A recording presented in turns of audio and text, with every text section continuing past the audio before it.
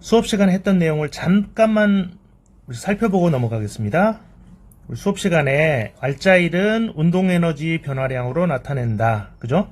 여기에다가 지금 운동 속도, 처음 속도가 V0라는 속도로 가고 있는 물체에다가, 질량의 민 물체에다가 알자 1을 가하면 운동 에너지가 증가되는 방향으로 가죠. 그러니까 처음 운동 에너지에다가 알자 1을 더하면 나중 운동 에너지가 되더라. 파이널. 이렇게 되죠. 그러니까 알자 1은 나중 거에서 처음 걸 뺀 거로 정의가 된다. 그죠? 요거를 배웠는데 요거를 이용해서 문제를 한번 풀어보겠습니다. 자, 자동차가 있는데 1 곱하기 10의 3승이니까 1000kg이 1톤 정도가 되겠네요. 자, 35m/s의 속력으로 움직이는 자동차의 운전자가 정체로 인해서 정지해 있는 앞차와의 충돌을 피하기 위하여 급정거했다. 야, 그림 나와 있죠. 밑에 있는 내용이 왜 안 보일까? 네, 이제 보이네요. 예. 급정거했을 때 제동이 걸리면서 일정한 마찰력이 자동차에 작용했다. 공기 저항을 무시할 때 앞차와의 충돌을 피하기 위한 최소 거리는 어떻습니까? 그러니까 마찰력이 이제 알자 1이 될 거고, 그걸로 인해서 제동거리, 충돌을 피하기 위한 최소 제동거리, 속도가 0이 될 때까지의 거리를 계산하면 되겠습니다. 자, 우리가 아까 얘기했죠. 알자 1은 나중 운동에너지에서 처음 운동에너지 뺀 거. 그 다음에 이 알자 1은 자동차가 가면서 마찰에 의한 일밖에 없어요. 여기서는 가해준 이쪽 방향으로, 자동차 진행 방향으로 가해준 일은 없죠. 힘이 없어요. 힘 곱하기 힘이 작용한 방향으로의 거리니까 이쪽으로 자동차가 진행 방향으로의 힘이 없습니다. 대신에 자동차 진행의 반대 방향으로 요 마찰력이 작용합니다. 그죠? 그래서 요거는 뭐야? 마찰력 F 곱하기 그 다음에 이동은 델타 X 방향이니까, 그죠? 힘과 변이가 반대 방향이니까 마이너스가 들어가죠. 예, 이렇게 됩니다. 요 식인데, 자, 처음 운동 에너지는 분명히 있죠. VI로 움직이고 있으니까. 근데 나중에는 정지하니까 요게 제로가 됩니다. 그래서 요게 여기 알자 1, 마찰력에 의해서 한 알자 1이 되겠고, 그 다음에 나중 운동 에너지, 처음 운동 에너지. 그래가지고 여기 마찰력이 주어졌으니까 계산되고, 질량 주어졌고, 처음 속도 속력 주어졌죠. 그러면 여기서 델타 X가 계산이 될 겁니다. 자, 그렇게 해서 처음 속력 주어졌고, 아까 마찰력 주어졌고, 질량 주어졌고, 계산해 보니까 76.6m가 나오더라. 자, 두 번째는 앞차와의 거리가 30m라면 충돌할 때 속력은 얼마인가? 자, 이번에는 마찬가지인데 마이너스 FK 마찰력 똑같은데, 이번에는 이게 2분의 1 MVF 파이널 제곱 더하기 2분의 1 MVI 제곱인데, 자, 요거는 원래 주어진 거잖아요. 처음 속도에다가 속력에다가 제곱한 거니까 주어져 있는데, 요것도 주어져 있는데, 요거 마지막 정차할 때까지 0이 아니에요. 이번에는 0이 아니에요. 요번에는 거리가 주어져 있고, 속도가 속력, 그러니까 속도 벡터의 크기니까 속력이죠.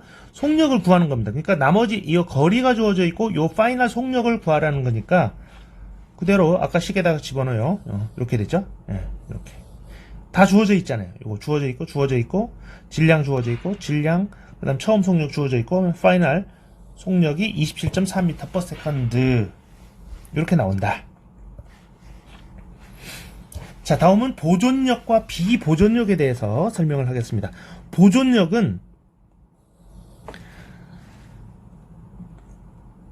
자, 여기 이렇게 돼 있죠. 만약 두 점 사이로 어떤 물체를 이동시키는 동안 힘이 한 일이 어떤 경로에 따라 가더라도 똑같으면 그 힘은 보존력이다. 예. 일이 어떤 경로를 따라가더라도 똑같다 이겁니다. 제일 대표적인 게 중력이죠. 자, 우리가 뭡니까? mgh 높이로 정의되는 거잖아요. 그러면 어떻습니까? 요 높이에 있을 때와 요 높이, 요게 h1, 요걸 h2라고 합시다.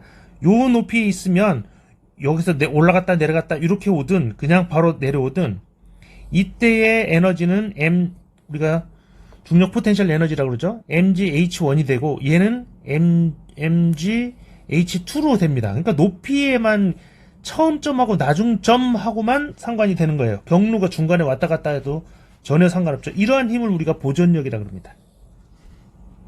그래서 보존력은 우리가 포텐셜 에너지로 나타내서 우리가 이걸 포텐셜 에너지라고 그러죠. 보존력의 한 일하고 에너지 같다는 거 알죠? 포텐셜 에너지. 그러니까 시작점과 끝점의 위치에만 의존하고 경로에 무관한 일 내지는 에너지를 포텐셜 에너지라고 한다. 그리고 일로 만약에 표현한다면 보존일이다. 그래서 conservative force 요 C 여기서 온 거죠. 그 다음 비보존력은 non-conservative force에서 NC라고 쓴 겁니다. 보존일 대표적인 게 중력. 자, 예를 들어서 여기 책이 있는데 책을 이 파란색 경로로 갈 경우랑 A, B, C, D 경로로 갈 경우 일이 다르죠. 이 경우는 이거는 보존력에 의해서 한 게 아닙니다. 비보존력입니다. 이거는 그죠? 이게 비보존력에 의해서 한 일이니까 이건 비보존일입니다. 이런 경우는 중력하고는 다르죠. 그게 이거예요. 요거 소모적이고 힘이 작용하면 물체의 에너지가 무질서하게 소모된다. 왜냐하면 이쪽으로 가면은 마찰에 의해서 에너지가 더 많이 소모되잖아요. 그죠? 그러니까 열이나 소리의 형태가 관여가 됩니다. 열, 소리, 마찰열, 마찰에 의한 소리 이런 게 관여되는 힘. 그게 비보존력이다.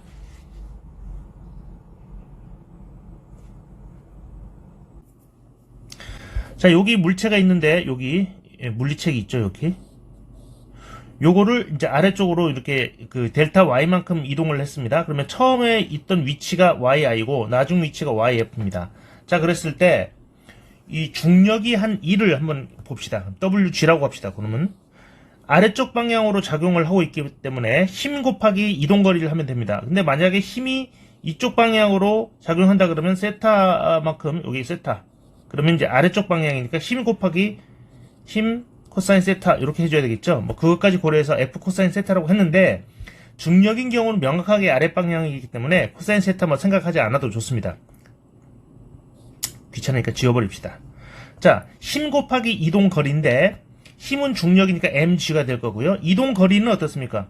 자, yi에서 yf를 빼면은 그 이동 거리가 되겠죠. 요게 이제 이동 거리 d입니다. d. 그죠? 예.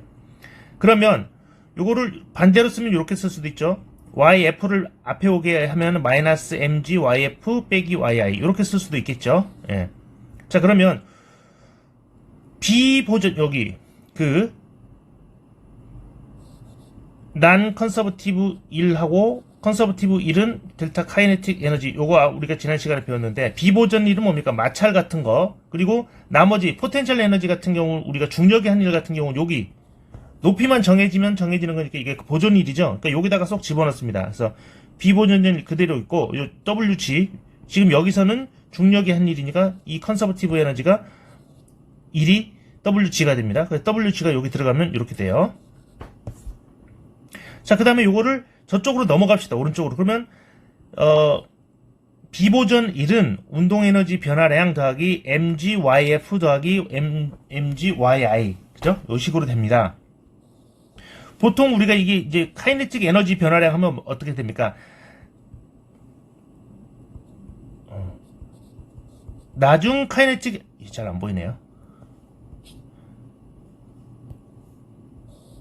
나중 카이네틱 에너지에서 F, 처음 카이네틱 에너지, 요걸 뺀 거를 이렇게 델타 KI라고 쓰잖아요. 그죠? 이것도 보면은 MGYI, 뭔가 나중 값에서 처음 값을 뺀 걸로 표현이 됩니다. 그래서 요거를 우리가 그대로 따서 뭐라고 하냐면, 나중 포텐셜 에너지에서 중력에 의한 나중 포텐셜 에너지에서 처음 포텐셜 에너지, 이렇게 보는 겁니다. 그래서 포텐셜 에너지가 뭐로 정의되냐면 mg 곱하기 yi가 뭡니까? 결국 높이죠. 그러니까 나중 높이를 나중 높이 즉 yf에서의 포텐셜 에너지 빼기 처음 높이에서의 포텐셜 에너지. 그래서 포텐셜 에너지가 결국 mg 곱하기 그 높이 mgy가 포텐셜 에너지로 정의가 됩니다. 자, 그래서 중력 포텐셜 에너지는 포텐셜 에너지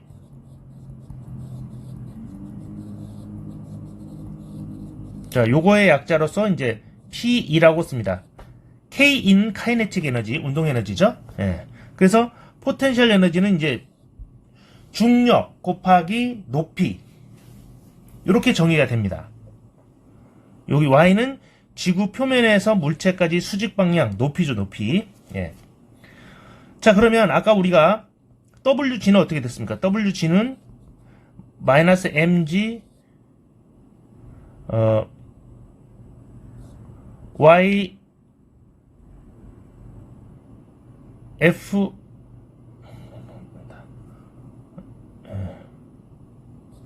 전 페이지 봅시다. 여기 마이너스 mg yf 빼기 yi 이렇게 됐었죠?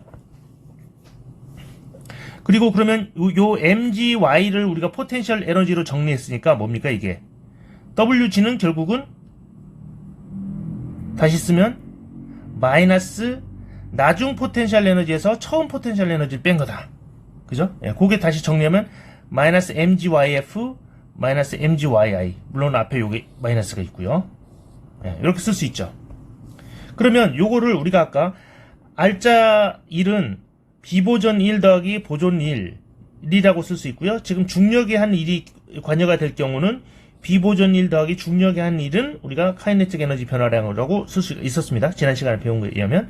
자, 이제 W 대신에 요 식을 이제 쏙 집어넣습니다. 요 식을 여기다 쏙 집어넣으면 어떻게 될까요?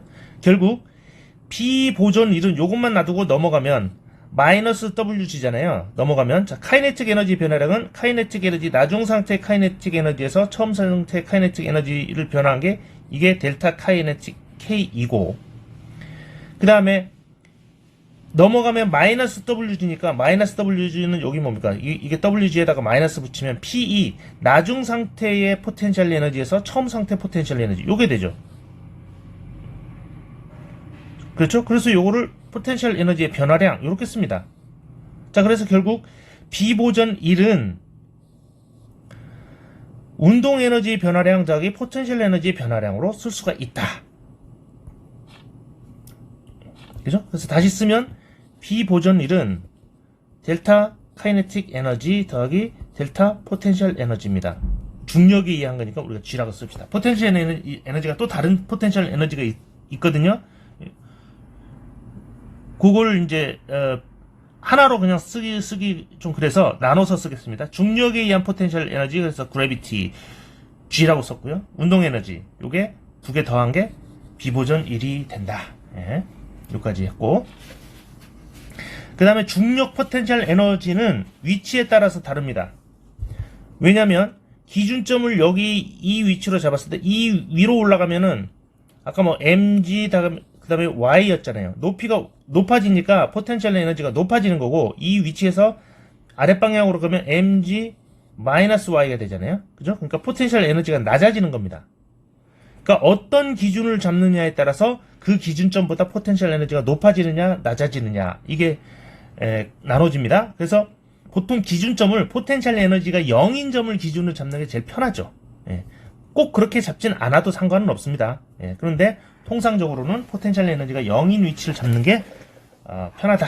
예. 그래서 관련된 문제 하나만 풀어볼까요? 자, 스키 이 기울어진 그 면에 요 A 위치에 스키 타는 사람이 있고요. 질량 60kg짜리 스키 선수가 있는데요. 최종 B 위치까지 내려옵니다. 그런데 그 높이 차이가 10m입니다. 10m. 자, 그러면 중력 포텐셜 에너지가 0인 기준 위치를 B로 설정하고 스키 선수가 A와 B에 있을 때 이 개의 중력 포텐셜 에너지를 구하여라. 자, 이게 지면에서부터 10m면은 중력 포텐셜 에너지가 0인 위치, 그게 B입니다. 요게 높이가 Y가 0이에요. 0.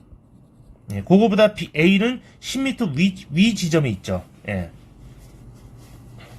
자, 그래서 A 위치에서 스키 선수가 B 위치까지 내려올 때 포텐셜 에너지의 변화를 구하여라. 그 다음에 두 번째는 기준 위치를 요 위치로 했을 때 포텐셜 에너지 구하고, 세 번째는 B보다 2m 높은 곳. 자, 여기 2m 높은 2m. 요 지점을 포텐셜 에너지의 기준점으로 했을 때의 포텐셜 에너지의 변화를 구하해라 이겁니다. 자, 그러면 맨 먼저 A가 여기가 있었고요. A 위치, 여기가 B 위치가 있죠. 자, 여기가 10m 차이죠. 10m. 자, 처음에는 뭡니까? 요 위치를 0으로 잡는 거죠. 그럼 어떻게 됩니까? 포텐셜 에너지는 mg 그다음 높이잖아요. 그죠? 예. 그러면 처음 포텐셜 에너지는 어떻습니까? 처음 포텐셜 이 위치가 처음이고 요 위치가 처음이고 여기가 파이널이니까 포텐셜 처음 위치에서의 포텐셜 에너지는 mgy이고, 자, 질량 60kg, 중력 가속도, 그 다음 높이 10m 하면 5.88 곱하기 10의 3승 줄이 됩니다. 그 다음에 B점을 기준으로 했기 때문에 포텐셜 에너지가 0인 점으로 이제 B점을 기준으로 했기 때문에 P2의 포텐셜 에너지 파이널은 0이 되죠. 예. 그러면 포텐셜 에너지의 변화량 델타 P2는 어떻습니까? P2의 파이널 빼기 P2의 처음 이니셜 이거 하면은 0 빼기 요거죠? 파이널 빼기 처음 값은 0 빼기 마이너스 5.88 곱하기 10의 3승 줄 하면은 요게 나오죠. 마이너스 5.88 곱하기 10의 3승. 그러니까 5,880 줄 정도가 되는 거죠. 자, 두 번째는 이 A 위치를 포텐셜 에너지가 0인 위치로 잡는 겁니다. 그러면 어떻습니까? 어쨌든 포텐셜 에너지의 변화는 똑같죠? 자, 그러면 처음 포텐셜 에너지를 한번 봅시다.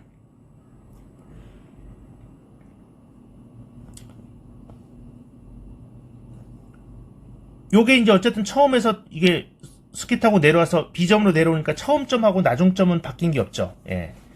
자, 그러면 이번에는 요 A점을 포텐셜 에너지의 기준점으로 삼았기 때문에 처음 포텐셜 I는 0이 되고요.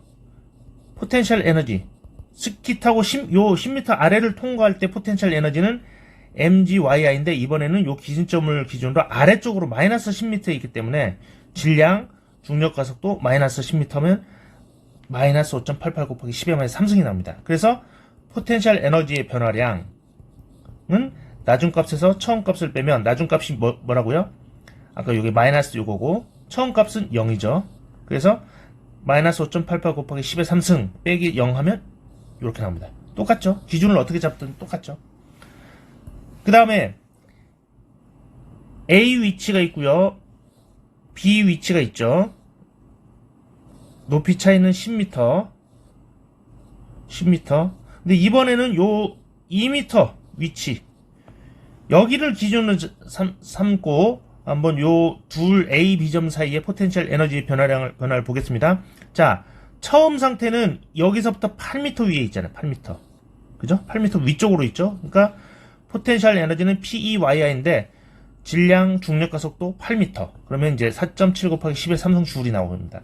그 다음에 요 B점, 요게 파이널 상태죠? B점은 기준점보다 마이너스 2m 아래쪽으로 있으니까 mgyf인데 질량, 중력 가속도 마이너스 2 하면 이렇게 나옵니다. 자, 그러면 포텐셜 에너지의 변화량은 나중 값에서 처음 값 뺀 거, 나중 값 얼마입니까? 요거 마이너스 1.8 곱하기 10의 3승 그래서 처음 값 요거 4.7 곱하기 10의 3승 빼주면 결국 이렇게 나옵니다. 그래서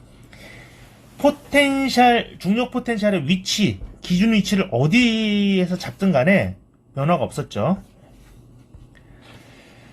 자, 그 다음에 중력과 역학적 에너지 보존에 대해서 이제 보겠습니다.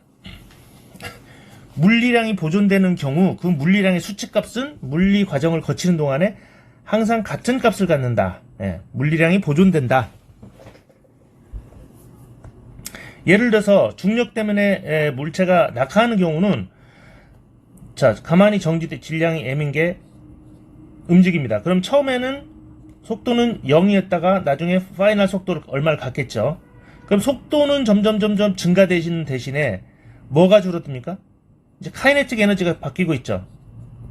그죠? 속도가 바뀌니까 대신에 위치가 바뀌고 있으니까 높이가 바뀌고 있으니까 포텐셜 에너지도 바뀌죠.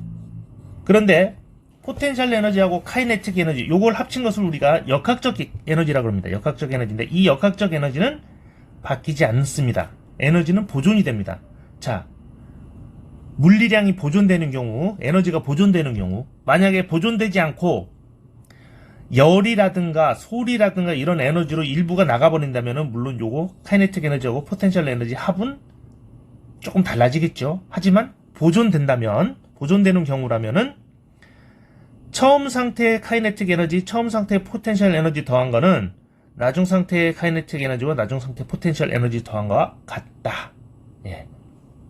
자, 그래서 운동 에너지와 중력 포텐셜 에너지 합은 꼭 중력 포텐셜 에너지뿐만 아니고 포텐셜 에너지라고 생각해도 되겠습니다. 포텐셜 에너지 합은 운동 에너지와 포텐셜 에너지 합을 우리가 역학적 에너지라 그러는데 그게 항상 일정하다. 예. 이게 보존되는 게 이제 역학적 에너지 보존 법칙입니다. 예. 자, 물리량이 보존되는 경우, 이게 만약에 다른 에너지로 변환돼 버리면 그때는 이제 달라지겠죠. 자, 그래서 뭡니까? 역학적 에너지 E는 카이네틱 에너지와 포텐셜 에너지 합으로 구성될 수 있는데 이 역학적 에너지는 항상 보존이 된다. 예, 그래서 자, 처음 상태의 운동 에너지 2분의 V제곱이죠. 그 다음에 처음 상태의 포텐셜 에너지는 두 개 더한 거는 나중 상태의 운동 에너지하고 나중 상태의 포텐셜 에너지를 더한 거와 같다. 예. 예. 역학적 에너지 보존은 잘 알아두시기 바랍니다. 자, 그거를 이용해서 문제를 한번 풀어볼까요? 다이빙 선수가 아니라 질량이 m인 물체가 밑에서부터 10m 높이에 이렇게 있습니다. 자, 이게 공기의 저항이 없는 상태에서 만약에 떨어진다고 하면 그 마찰 저항이 없는 거죠. 그러니까 에너지가 보존이 될 겁니다. 자, 그러면 아까도 얘기했지만 처음 상태의 카이네틱 에너지와 포텐셜 에너지를 더한 거는 나중 상태에서의 카이네틱 에너지와 포텐셜 에너지 더한 거 파이널 같다고 했죠. 자, 문제가 뭘 구하라 그러면 역학적 에너지 보존식을 이용해 수면에서부터 5m, 여기 5m를 지날 때 속력을 계산해라. 그 다음 두 번째는 10m 떨어져서 물에 들어가는 순간에 속력을 계산해라 합니다. 자, 그러면 어떻습니까? 처음에 정지돼 있잖아요. 질량 m이. 정지돼 있기 때문에 그때는 카이네틱 에너지는 0입니다. 포텐셜 에너지는 그 높이만큼 있겠죠. 자, 그 다음에 어느 임의점일 때는 그때 카이네틱 에너지는 그때 속도 2분의 1 mvf의 제곱. 그죠? 그때 속도 제곱. 요게 이제 카이네틱 에너지가 되겠고, 그 다음에 포텐셜 에너지는 어떻게 됩니까? 중력에 의한 포텐셜 에너지. 그냥 이렇게 쓸까요? 예, 포텐셜 에너지는 mg 곱하기 그때까지 높이가 될 겁니다. 높이. 자, 그러면 자, 처음 상태의 카이네틱 에너지와 포텐셜 에너지 더한 건 나중 상태의 카이네틱 에너지와 포텐셜 에너지. 그죠? 풀었으면 자, 처음 상태의 운동 에너지, 처음 상태의 포텐셜 에너지, 나중 상태의 운동 에너지, 나중 상태의 포텐셜 에너지. 이렇게 되겠죠? 자, 그럼 5m를 지날 때 하면은 어떻습니까? 자, 질량이 여기 5m. 그죠? 처음 상태 카이네틱 에너지 얼마? 속도가 0이니까 멈춰있다가 뜨니까 0. 그죠? 그러니까 2분의 1 mvi 제곱 더하기 mgyi 처음 높이. 그죠? 여기서부터 요만큼 5m만큼 높죠?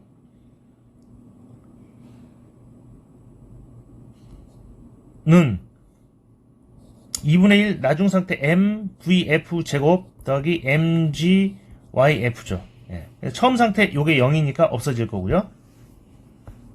그러면 이제 우리가 계산할 거는 5m를 통과할 때 요 속도입니다. 예. 넘어가면 어떻게 됩니까? 이거 정리하면 mgyi 빼기 yf가 되겠죠. 예, 그 다음에 2가 넘어가면은 양변에다 m을 나눠버릴까요? 나누고 2로 곱해지면은 yvf의 제곱은 어떻게 됩니까? 2gyi 빼기 yf가 되네요. 예, 그럼 vf는 루트 2gyyi 빼기 yf.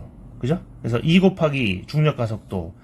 처음 높이가, 자, 여기서부터 시작하면은, 여기를 0으로 잡으면 여기보다 5m만큼 높은 거고, 바닥에서 시작하면은 10m만큼 높은 거고, 여기서는 바닥 기준으로 했죠. 시작점은 바닥에서 10m, 그 다음에 바닥에서 5m 통과할 때니까 이렇게 해서 계산하면 9.9m/s가 나옵니다. 그 다음에 바닥 통과할 때는 어떻습니까? 마찬가지 이 식 그대로 쓰는데 처음 속도는 제로고요. 그 다음에 파이널일 때 높이가 제로가 됩니다. 그럼 이제 간단해지죠. 요렇게 식이 요렇게 돼요. 여기 mgy는 2분의 1 mvf 제곱. 자, 그러면 mm 없어지고요. vf 파이널 속도는 루트 2gy가 됐죠. 그럼 여기다 집어넣으면 처음 높이가 이제 10m니까 13m/s가 됩니다. 자, 5m 통과할 때보다 5m 더 내려가요. 전체 10m 통과하면은 어떻게 됩니까? 떨어지면서 가속이 되기 때문에 여기 떨어질 때가 9.9m/s인데 10m 떨어질 때는 13m/s까지 가속이 됐죠.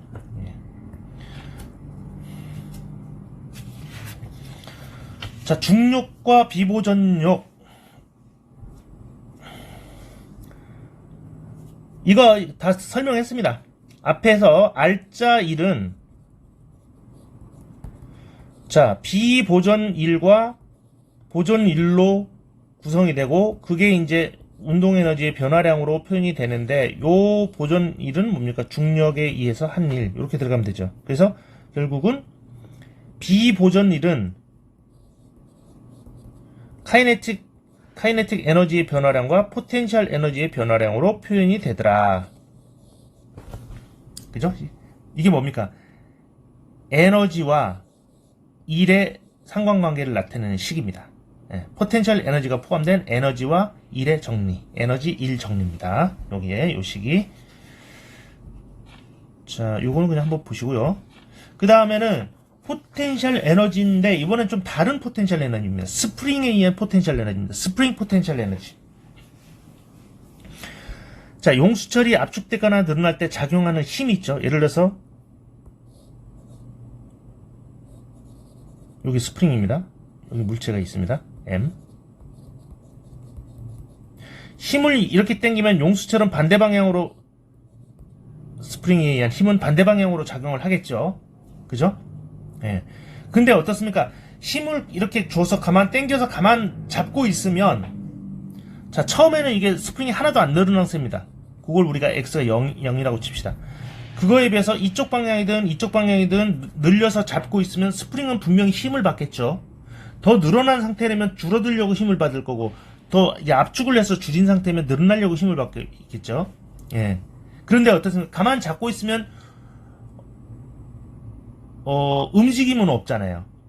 마치 우리의 중력처럼 땅바닥에 있는 거를 돌멩이를 집어서 이렇게 높이를 한 10m만큼 올려놓으면은 포텐셜 에너지는 증가됐지만 어떤 그 물체의 움직임 측면에서는 가만히 있기 때문에 그죠? 뭐 에너지가 있는지 아닌지 잘 몰라요. 근데 그 잠재적인 에너지다 그래서 우리가 그걸 포텐셜 에너지라고 했지 않습니까? 용수철도 마찬가지입니다. 스프링을 당겨서 이만큼 여기서 잡고 있으면 원래 0인 위치보다 우리가 델타 X라고 할까요?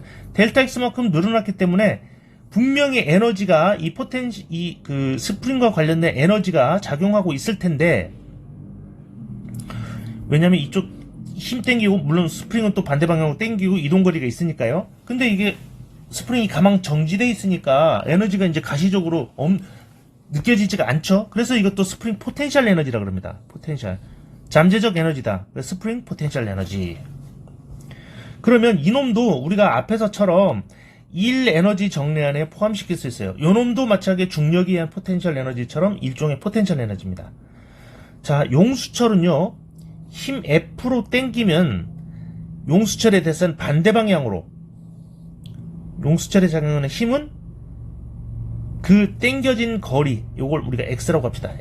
X라고 하면은 X에다가 그 스프링에 의한 힘은 땡겨진 힘의 X에 비례한다. 근데 힘은 요 땡겨진 힘과 반대 방향이기 때문에 마이너스로 씁니다. 마이너스 X에 비례한다. 이거를 이퀄 표시를 하려면 어떻게 됩니까? 비례상수가 있어야죠. KX가 됩니다. 요 K가 뭐냐면 스프링 상수입니다. 자, 이게 무슨 얘기냐? 똑같은 거리를 당기더라도 스프링이 얼마나 센 스프링이냐에 따라서 거기 걸리는 힘은 달라지죠. 그 스프링의 특성과 관련된 값이 K예요. 네. 그래서 K는 어떻게 됩니까? 힘을 거리로 나눠준 거니까 단위는 뉴턴을 미터로 나눠준 거가 되겠죠. 그래서 용수철에 작용하는 힘은 용수철이 작용하는 힘은 요 물체에 작용하는 힘의 반대 방향이기 때문에 요 마이너스가 붙는다. 자, 요걸 아시고 그 다음에 그러면 힘을 구했으니까 이번에는 그 힘에 의한 포텐셜 에너지, 용수철 포텐셜 에너지를 한번 구해보겠습니다. 역시 마찬가지 에너지이기 때문에 단위는 줄이고요. 자, 여기 용수철이 단위가 길이가 0이에요. 처음 위치입니다. 0 위치에서 x 위치만큼 변형을 시켰어요. 눌렀다고 칩시다. 그러면 힘은 위치에 따라 바뀌는데 이 거리에 따라 바뀌기 때문에 처음 힘하고 요 F1을 나중 힘이라고 합시다. 나중 힘하고 달라지겠죠. 그러면 평균 힘은 그거를 평균하면 되겠죠. 처음 힘, 나중 힘을 산술 평균 2로 나누면 어떻겠습니까? 처음 힘은 뭡니까? X가 0인 위치에서 있기 때문에 힘이 하나도 안 받은 상태죠. 자, 두 번째는 어떻습니까? F는 아까 후크의 법칙에 의해서 마이너스 KX가 됩니다. 그걸 2분의 1로 나누면 결국 용수철이 0에서부터 X만큼 이동할 때 용수철의 힘은 마이너스 2분의 KX만큼의 힘을 받는다. 그러면 이게 한 1은 여기다가 이동거리 X를 곱하면 어떻게 됩니까? 그죠? 예, 1은 용수철 한 1은 그 용수철 한 1에다가 이동거리 X를 곱하면 마이너스 2분의 KX의 제곱이 됩니다. 이게 용수철의 한 1이 됩니다. 자, 그러면 아까도 우리가 얘기했지만 비보전역에다가 포텐셜 에너지, 자, 중력에 의한 포텐셜 에너지를 더했기도 했죠. 마찬가지로 이번에는 용수철에 의한 스프링에 의한 포텐셜 에너지 더한 거는 카이네틱 에너지와 같습니다. 네. 그래서 요게 이제 넘어가서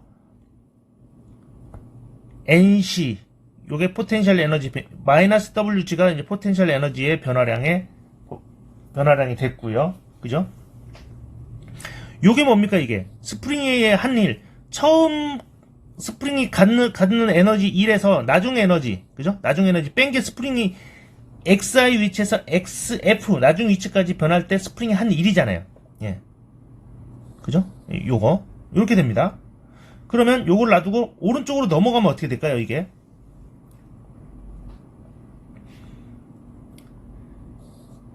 비보존일은 카이네틱 에너지의 변화량, 그 다음에 포텐셜 에너지인데 중력에 의한 포텐셜 에너지 변화량 더하기 포텐셜 에너지인데 스프링에 의한 포텐셜 에너지 변화량으로 표현이 됩니다. 근데 요 식이 이제 오른쪽으로 가니까 요 스프링에 의한 포텐셜 에너지는 어떻게 표현이 되냐? 2분의 1 KXF의 제곱 빼기 KXI의 제곱. 여기가 마이너스가 있으니까 넘어가면 플러스가 되죠. 자, 이렇게 됩니다. 자, 이게 뭐예요, 결국? 요렇게, 요게 곧 스프링에 의한 포텐셜 에너지 변화량입니다. 변화량이란 건 나중 값에서 처음 값을 빼잖아요. 그러니까 뭡니까? 나중 스프링 에너지의 포텐셜 에너지는 2분의 1 KX. 자, 여기도 2분의 1이 빠졌네요. 처음 상태의 포텐셜 에너지는 이렇게 표현이 된다. 결국 뭡니까? 포텐셜 에너지는 스프링에 의한 포텐셜 에너지는 2분의 1 K 곱하기 그때 위치로 표현이 된다. 위치의 제곱으로 표현이 된다. 그죠? 예. 자, 그래서 포텐셜 에너지는 2분의 1 KX의 제곱으로 표현이 된다. 여기서 K는 스프링에 따라서 달라지는 스프링의 특성을 나타내는 스프링 용수철 상수입니다. 스프링 상수, 스프링 컨스탄트입니다. X는 스프링 힘에 의해서 그 스프링이 늘어나거나 줄어든 거리입니다. 자, 그래서 최종적으로 이제 아까 식을 나타내면, 자, 비보전력은 이게 뭡니까? 카이네틱 에너지의 변화량. 그 다음에 요게 뭐죠? 포텐셜 에너지의 변화량인데 중력에 의한 포텐셜 에너지 변화량. 요거는 뭡니까? 포텐셜 에너지의 변화량인데 스프링에 의한 포텐셜 에너지 변화량. 또 다른 만약에 포텐셜 에너지가 있다면 그거에 의한 포텐셜 에너지의 변화량. 예, 요걸 이제 다 더해주면 전체 에너지 변화량이 되겠습니다. 자, 만약에 비보전 일이 없다. 예, 이게 0이다. 그러면 어떻게 됩니까? 마찰이라든가 소리에 의해서 에너지 손실되는 게 없다. 그러면 어떻습니까? 요거를 보면요. KI 들어간 것만 다 한쪽으로 몰고 F 들어간 것만 한쪽으로 몰면 자, 카이네틱 에너지, 중력에 의한 포텐셜 에너지, 스프링에 의한 포텐셜 에너지, 초기 상태의 값은 나중 상태에서의 카이네틱 에너지, 포텐셜 에너지, 중력 포텐셜 에너지, 스프링 포텐셜 에너지와 같다. 에너지가 보존된다는 얘기죠. 자, 이게 뭡니까? 이 포텐셜 에너지, 이거하고 카이네틱 에너지 더한 게 역학적 에너지죠. 그러니까 역학적 에너지가 보존이 된다라는 게 스프링에 의한 포텐셜 에너지까지 포함해서 조금 더 확장이 됐습니다. 자, 이거를 할까요? 문제를 풀까요? 자, 그래서 이 문제 한번 풀어보시고요, 여러분이. 그냥 쉽습니다, 이거는. 아까 우리 식을 그대로 적용하면 되고. 그 다음에 개와 에너지 보존. 우리 식 5.8에 보면, 비보전 1하고 보존 1은 운동 에너지 변화량이다.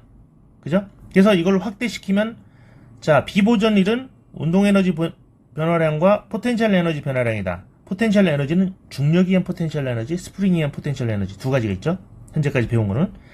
자, 그러면 이걸 쓰면 포텐셜 에너지 변화량은 나중 포텐셜 에너지에서 처음 포텐셜 에너지, 나중 카이네틱 에너지에서 처음 카이네틱 에너지 뺀 게 카이네틱 에너지 변화량. 그다음 포텐셜 에너지 변화량은 나중 포텐셜 에너지에서 처음 포텐셜 에너지 변화량.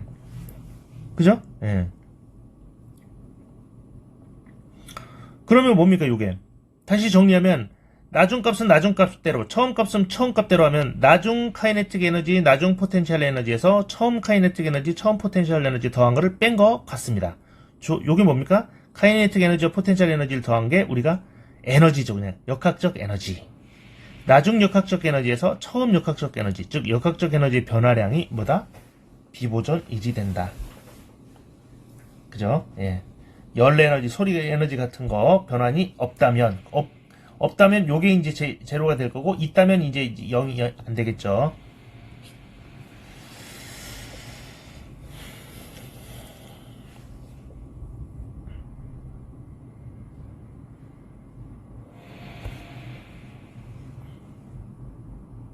자, 이 얘기는 뭐냐면, 어떤 개의 양의 일이 행해지면,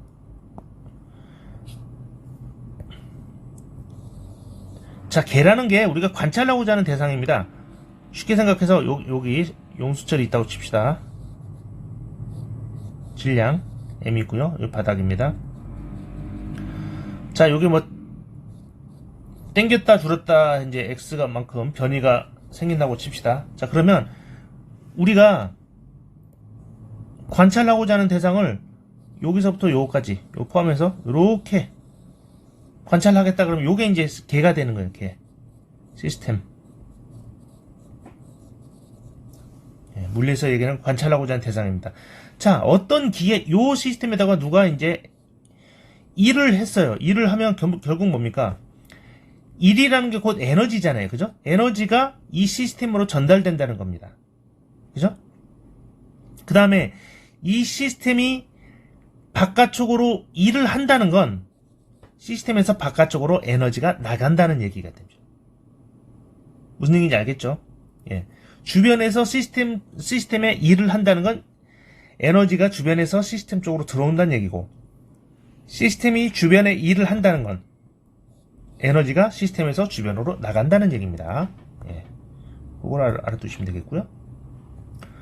자, 그 다음에 에너지 종류에는 보면 뭐 많죠. 일 우리가 했죠.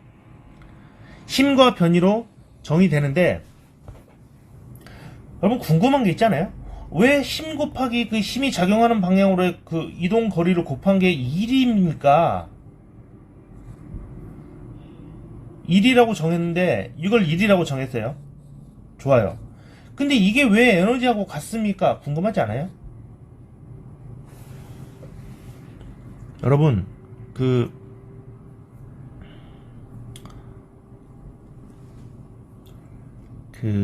여기다가 도르래에다가 추를 매달고요.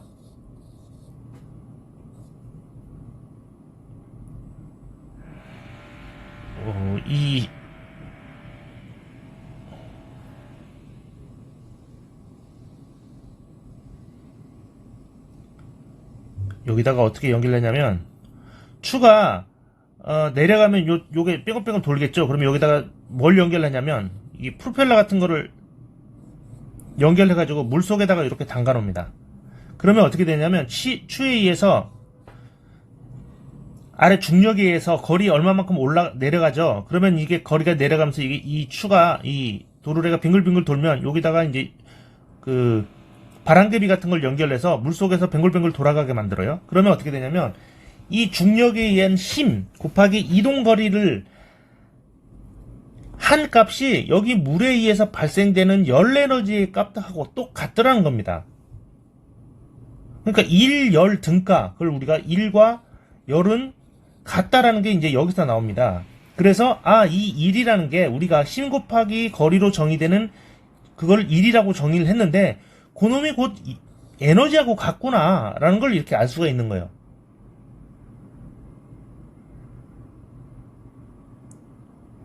자, 1과 에너지 등가가 이제 이와 같은 실험을 통해서 이제 알 수가 있습니다. 무슨 얘기인지 알겠죠? 그래서 자꾸 힘 곱하기 거리는 1인데 이놈이 곧 에너지다라는 얘기를 하는 거예요.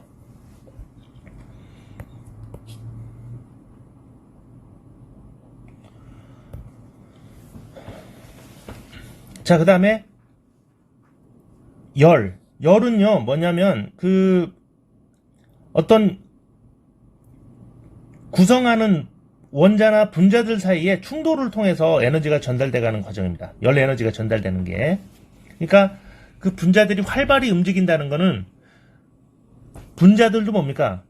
운동에너지 2분의 1 mv의 제곱이에요. 분자의 질량 곱하기 분자 하나하나 입자의 질량 곱하기 속도 해버리면 분자들의 운동에너지가 되거든요. 예. 이놈들이 운동에너지가 그 에너지가 어디서 오겠어요? 그 열 에너지가 결국 분자들의 하나하나의 운동에너지로 바뀌는 거예요. 예. 그러니까 분자들이 활발히 운동해야 한다는 것은 에너지가 그만큼 높다는 겁니다. 그 에너지가 열을 통해서 들어오는 겁니다. 열 에너지가 각각 분자들의 운동 에너지와 분자들의 위치 에너지로 바뀝니다.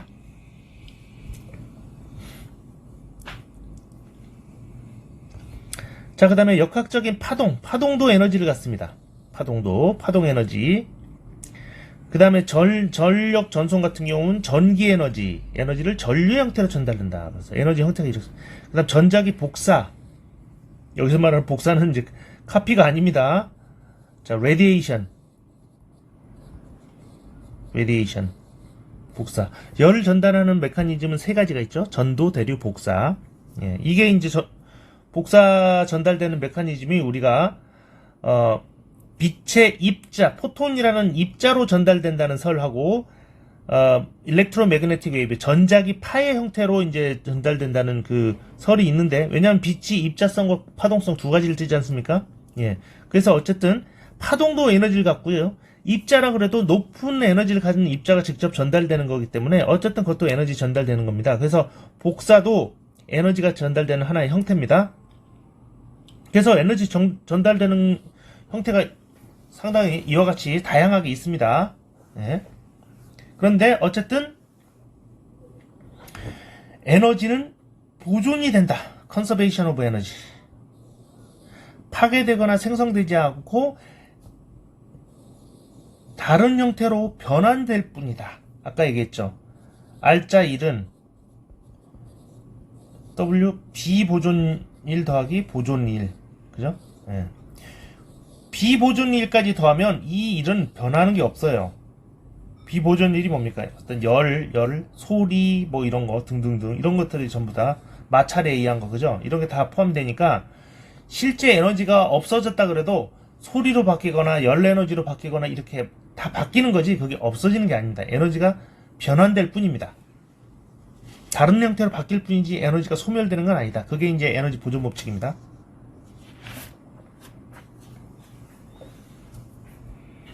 자, 다음은 일률에 대해서 한번 봅시다.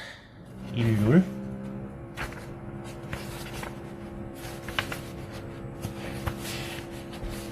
일률에 대해서 예. 일률은요 단위 시간당의 한 일을 우리가 일률이라고 합니다. 단위 시간당의 일. 그래서 일이니까 주를 시간, 단위 시간, 주울은 시간으로 나눈 거, 주울 퍼 세컨드, 요게 일의 일률입니다. 그걸 우리가 이제 간단히 하나의 단위로 와트로 써버리죠. 와트는 주울 퍼 세컨드입니다. 그럼 평균 일률을 해봅시다. 평균 일. 델타 t 시간 동안에 어떤 물체의 외력이 작용해서 일을 하고 있는데 그 일의 평균 일률을 계산하는 거는 뭡니까? 평균 일률은 그 시간 동안에 한 일을 시간로 나눠준 겁니다.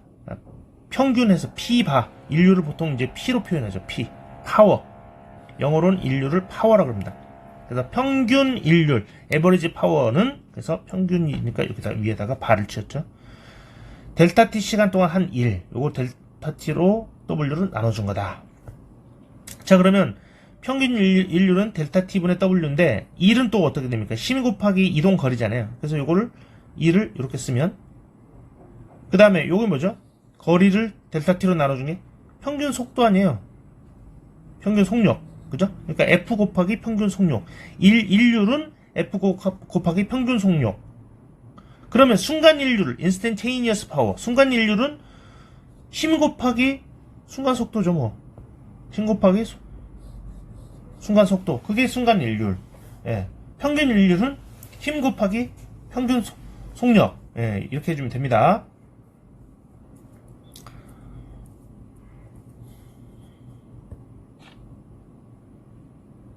자, 그 다음에 아까도 얘기했죠. 일률의 단위는 시간당에 얼마만큼 에너지 일을 했느냐, 그러니까 주울 퍼 세컨드고, 요거를 우리가 와트라고 쓴다. 주울도 사람 이름 딴 거고요. 와트도 제임스 와트를 따서 와트라는 단위를 만들었습니다. 그래서 1와트는 1줄 퍼 세컨드고요. 그 다음에 1줄은 1뉴턴 미터잖아요. 그죠? 1뉴턴은 어떻게 됩니까? 1kg 곱하기 가속도니까. kg 곱하기 가속도는 어떻게 돼요? 미터 퍼 세컨드 제곱. 그죠? 네. 거기다가 2를 하려면 미터를 곱했으니까 이렇게 되죠. 그래서 1율은 얘를 다시 또 시간으로 나눠주니까 여기 질량이 빠졌네요. 1kg 미터 제곱 퍼 세컨드 삼승 이렇게 되겠죠. 1와트가. 근데 미국에서는 또 그 인률의 단위를 마력이라고 쓰기도 합니다. 마력. 여기 HP라고 쓰는데 호스파워예요. 말의 힘. 그래서 746와트, 1초에 746줄 정도의 일을 하는 그 정도 힘을 1마력이라고 미국에서는 이제 관습적으로 사용을 합니다. 근데 이게 웃기죠? 평균적으로 제발 성인 말이 한 이 정도 일을 하나 봐요. 그 당시 잴 때. 예. 이게 독일 마력 조금 틀리고요. 미국 마력이 조금 틀려요. 왜냐면 독일 말 세기하고 미국 말하고 그 일을 하는 게 조금 다른가 봐요. 근데 뭐 대략 한 746와트 정도를 1마력이라고 한다 정도만 참고 알고 있으면 되겠습니다. 자, 그 다음에 여러분 그 전력 다룰 때 킬로와트 아워라는 걸 많이 씁니다. 이게 킬로와트 시, 예, H가 이제 아워입니다. 이것도 에너지 단위입니다. 킬로와트 아워는 뭐냐면 3600초, 즉 1시간이 3600초죠. 1시간 동안 한 일률. 일률이 뭡니까? 1시간, 이게 에너지를 시간으로 나눠준 거죠. 에너지 나누기 시간. 거기다가 시간이 뭡니까? 아워가 뭡니까? 시간이잖아요. 다시 시간으로 곱해버립니다. 시간 아워를 3600초로 바꿔주면 이렇게 되죠. 그럼 없어지면 에너지 단위가 나오겠죠. 자, 그래서 1kWh는 1kW니까 1000W가 되겠죠. 1000줄 퍼 세컨드. 그거를 다시 3600을 곱해주니까 결국 3.6 곱하기 10의 6승 줄 정도의 요 줄 크기를 우리가 1와트아워라고 합니다. 그래서 여러분들 우리가 집에서 전력 이거 그 계산할 때 와트아워, 킬로와트아워, 한국말로 킬로와트 시라고 하는 게 이것도 에너지의 단위다 네, 이렇게 알고 있으면 되겠습니다. 자, 일단 여기까지 하도록 하겠습니다.